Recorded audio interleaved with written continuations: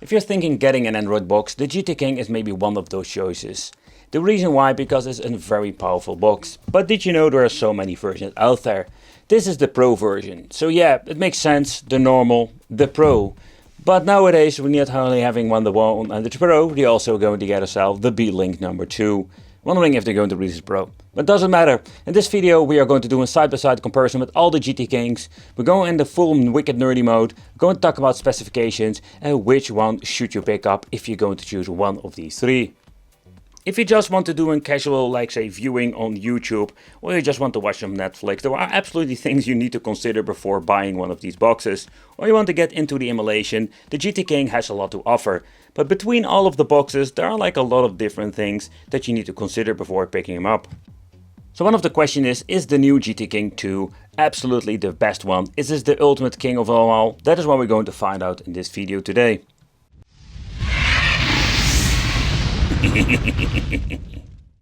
So let's take a close look at the casings, what I really like, what I really don't like. But let's take a close look at both models. So when you're looking at the logos, here is just having a very easy giveaway. The number 1 just has this original black logo and the number 2 has like the red logo. That's basically like the giveaway which version is what. But the main problem I'm having with these, like both have like the basic plastic shell. So when you're looking at the connections, even with the number 1 and number 2, so number 1 is at the bottom. So unfortunate, we do have like the same connections. Also that was like a big bummer. We have like, both have like 3.0 and a micro USB connection. When you're going to turn it around, there's nothing changed over here, even the logo is the same. And also with the connections, there's nothing much different here. So in my opinion, they just slapped in a new logo. And that's I think like the biggest downside to this. I was hoping with the new version, not only are we going to get a different chip, we're also going to get some, let's say minor improvements. So that brings me to the GT King Pro. I just really love this thing. It's expensive compared with the other models. But we're going to talk about it on the side by side. But the casing itself is so nice. It's made out of metal, especially when you're looking at the bottom part. I did a quick teardown in the main review and this thing is one big massive passive cooling. Another thing I really like is that it's slightly bigger. Not like big that it's going to be annoying, but slightly bigger. But we have like 2 USB extras basically. We do have like 2 USB 3.0s over here. And we're going to get 2 3.0 over there. At the back we're going to get some minor differences. But I think the biggest difference is that we basically like got 1 USB extra. And they removed the 2.0. Funny thing is, like with my main board, there is still an option for 2.0. Don't know why they connected it. It would be even cool. More USB ports is absolutely more fun. But beside that, I just wanted to give you like a quick overview of the cases. And absolutely the Pro version is so much more pro. And I must say, like, I was quite disappointed with the 2 that we're still having the same case. So for the case, the Pro is absolutely the winner. It's the king of them all. Let's take a close look at the specifications. So the normal GT King comes with the S922X, that is basically a Cortex A73 running on 1.8 GHz. Then it also has a Cortex A53 that runs on 1.9 GHz and has a GPU that is a Mali G52 MP4. But let's take a close look at the spec of the Pro version. We do have like some minor differences. To begin with, the other chip is called now the S922XH.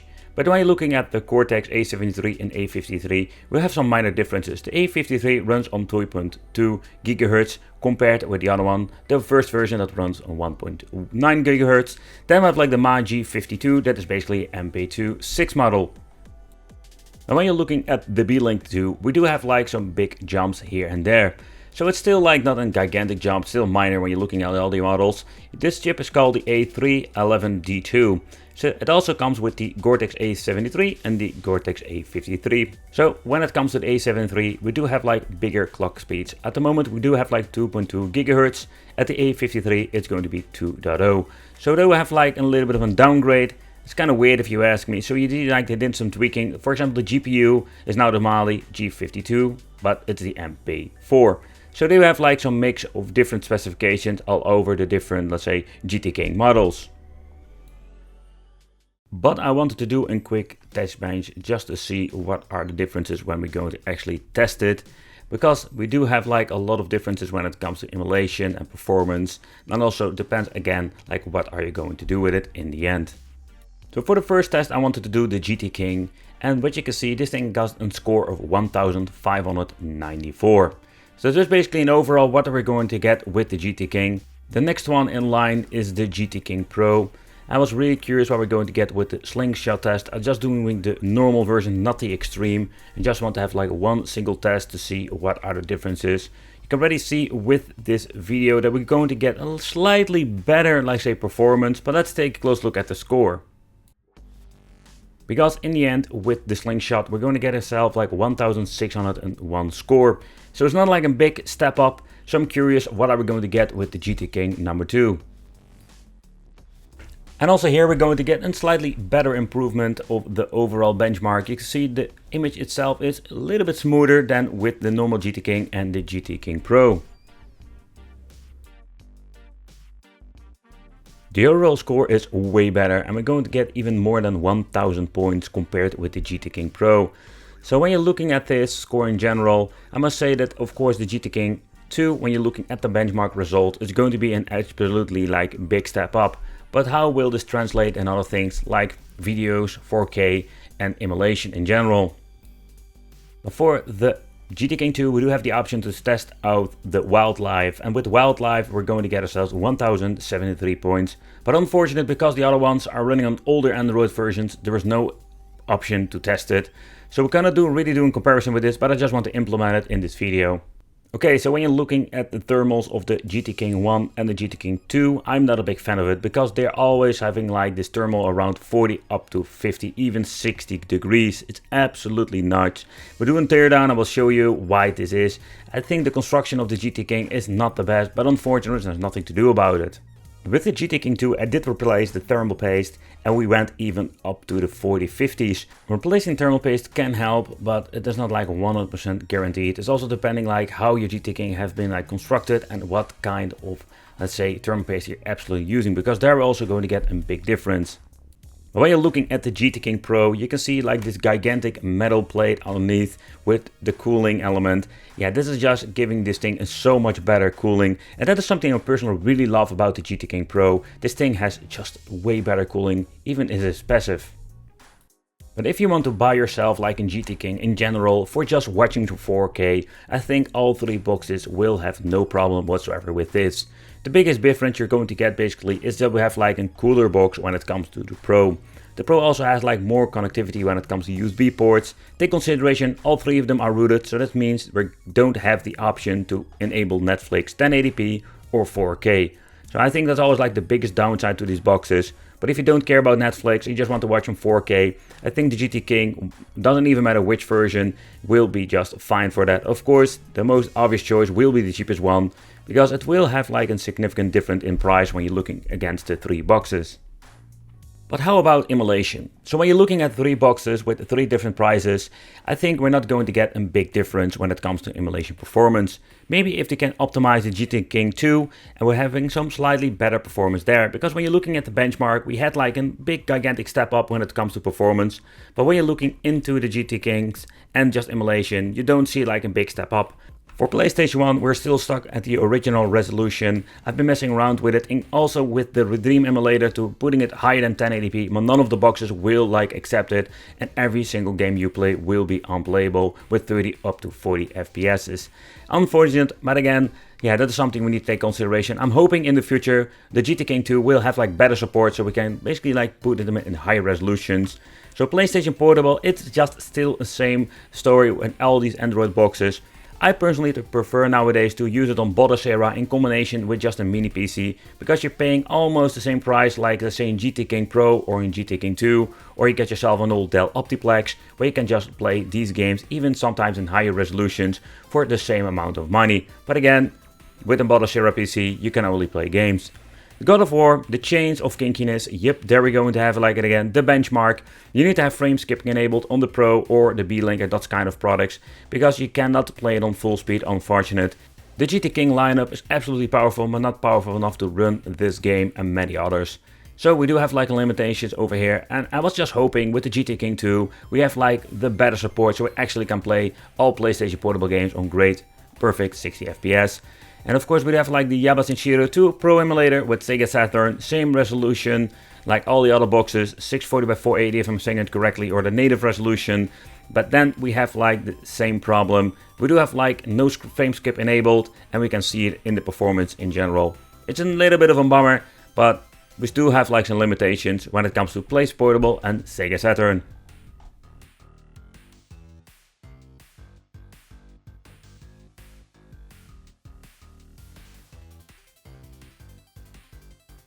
But how will the GT King be for Android gaming?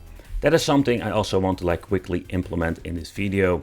And the reason why, because emulation is all fun and game, but when you're looking into the Android games, you do see like some minor differences in the performance. Especially when looking into the more demanding games. Asphalt 9 was not like a super, let's say, demanding game, but you can see we do have like better performance in general on Android with the B-Link 2.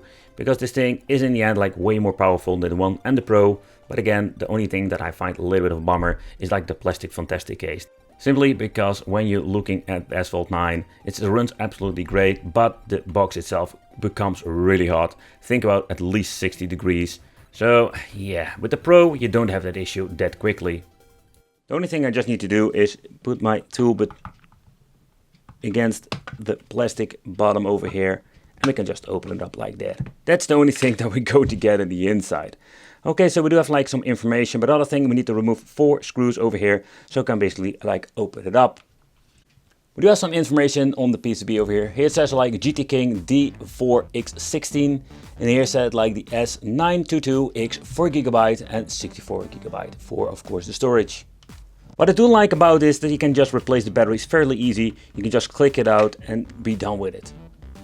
Let's take a close look at the construction. It's quite interesting. I need to be very careful simply because, yeah, there is a lot of stuff going on over here. You can see the metal plate that basically like transfers the heat from the chip itself to the metal plate. They implemented like a thermal paste, and they also implemented this weird looking plastic. Yeah, I have seen something like this. I have seen it before with the GT King lineup, but every GT King is general slightly different, but also the same. The reason I'm saying this because the Pro has a completely different setup, but the GT King 1 and 2, you will see, do have like the similar things going on. To be honest, I don't know what's going on over here. They are using this double-sided tape that looks like double-sided tape, and they just put some thermal paste on it for conducting the freaking heat. Okay, so I can tell you that's a kind of weird way to do so. Another thing I want to point out, something I've changed sometimes. So some of the thermal paste they're using is completely like different, let's say, substance now. Like it's completely hard, or it's not any, like not a lot on it. In the end, like this is not the best way to get like the heat from the chip to the big metal plate. So if you're going to clean this up, you will have the basically have the extra opportunity to get better cooling in overall performance. I've seen with different mainboards or different like setups. It's something pretty and crazy. Here we have like the RAM chips in total 4 GB. And let's see if I can clean this up. But I just wanted to give you like a quick look at the construction of this. Like when you're looking at everything, there's very tiny clamps over here that basically hold this shield in place. The construction is, so far I know, unique to, let's say, the GT King. I didn't see it in Android boxes before. So it's quite interesting to see. So the thing that we need to do is like clean everything up, put some different thermal paste on it. Maybe we're going to get some better performance. So over here we do have like the dual antenna situation going on. They put it on the plastic beside the cooling element. And then we have like the cable that goes to the light up eyes here. We can remove it if you want to. So let's take a close look at the GT King Pro. And you can see this is one big gigantic metal beast, especially when you're looking at the bottom plate. The top plate, I'd still have like second thought, is this like thin metal or something, or just plastic fantastic? But the way how everything has been made is so much better, and that explains why this thing has so much better cooling. And I just wanted to implement it in this video. I think like the Pro is absolutely my favorite one, simply because the way how this thing is made. You can see like a lot of like old thermal paste, and we need to clean it up. Here you do see that we have like the GT King Pro logo in here. This is version 2.0, so it's not even like the first model they've released. Also it comes with the backup battery. They just double side taped it over here. Basically like a basic way to put it here. The downside I find with this is that you need to get yourself like a completely new one with a cable attached to it. And that is something I don't like. So if you want to replace it, it's going to be a lot of mumbo jumbo. Otherwise you have like a holder, you can just click in another one. So that's absolutely a downside to this. But the overall, let's say, experience when you're unboxing it, it feels so robust and so much better than all the other ones. But here you can see our friend, the S922X from AM Logic. And then we have like the RAM chips that are basically getting in total of 4 GB. Alright, so everything has been cleaned up. So the next thing I'm going to do is putting some thermal paste on the CPU or the chip itself, so it will be get a better connection, because that helps out sometimes like huge when it comes to differences in thermal, what the hell are you doing? Thermal temperatures. Nevertheless, let's go. Doing quick teardown with the GT King. I just wanted to show you what is in the inside. The construction itself, it's very basic. It's just a plastic plate that click together. I personally really hate this rubber compound plastic because it's going to get sticky over time. It's just a fact. The part of the PCB, what you can see over here, has been mounted with 4 screws. So far I can see quickly. Yep. So let's get myself a screwdriver and let's remove those. It's going to be quite messy. So basically I'm having this thermal material remover, and that thing that I want to do is like basically make it wet so we can just remove it fairly easy, and that is something that we finally did. Alright, so I scrubbed it all off. Let's get a cleaning cloth and let's clean it up. So when the 4 screws have been removed, you can very easily like lift the board out. And let's take a close look at the cooling, what they implemented in this. Let's see if I can get it out, because it will struggle a little bit. Another thing I find interesting, you do have like a battery in here. I don't recall that it had like in the previous models, but let's be very gentle. You can see the wire for the Wi-Fi connectivity is on here. So this is basically the construction they made in the inside. We do get this gigantic metal plate that is for cooling, trying to basically get rid of the heat of the GPU and the CPU, GPU or the chip itself. The PCB, yeah, the construction, I should like do a side-by-side comparison maybe in the future, so we can see the side-by-side comparison, what they did, what they changed out, did they do any some different layouts, but there was nothing, yeah, there was nothing much to see over here. So what they did do is like over here putting for the Wi-Fi connectivity on the top, so we have like the best connection. This cable over here is just for connecting the light up eyes. I must say that I think it's pretty damn cool that they still have this function. And let's see if we can remove it very gently. It looks like it's clicked on here. There we go. Alright, so here we have like an extra piece of metal. Let's be very careful with that. So here we have like the chip. I think it's still with a thermal, oh man, like different kind of material they're using. It's already like very kind of different material. It's not like your typical pet they're using here. You can see like it crumbles already, so it's not great. So here we do have like the 2 chips for itself for the RAM. Already showing you a couple of them. This if I'm seeing the storage capacity over here. But let's see if we can remove it, because I am not a big fan of this to remove it, simply because I think I need to remove this and just implement some new thermal paste. So let's take a close look at the chip, and indeed is the AM logic over here, the A31102. So yeah, it's kind of messy, so the thing that we need to do is like going to clean everything up over here. Going to clean everything up because it's a freaking mess.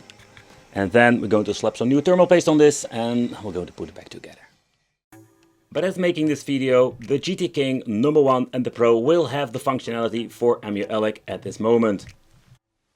The GT King 2, as making this video, it doesn't have the support for the all famous Emulation. Maybe in the future, and also not will be surprised if I'm going to call this thing the Super Conflict GT King 2 whatever, you know, like, oh boy, we're going to get the same riddle all over again. Okay guys, I want to thank you for watching. Consider subscribing, hit that little bell. Let me know in the comments what is your favorite GT King. Mine is the Pro at the moment because of the best thermal cooling. It would be great if you subscribe to the channel, hit the little bell, because that means I will see you in the next video.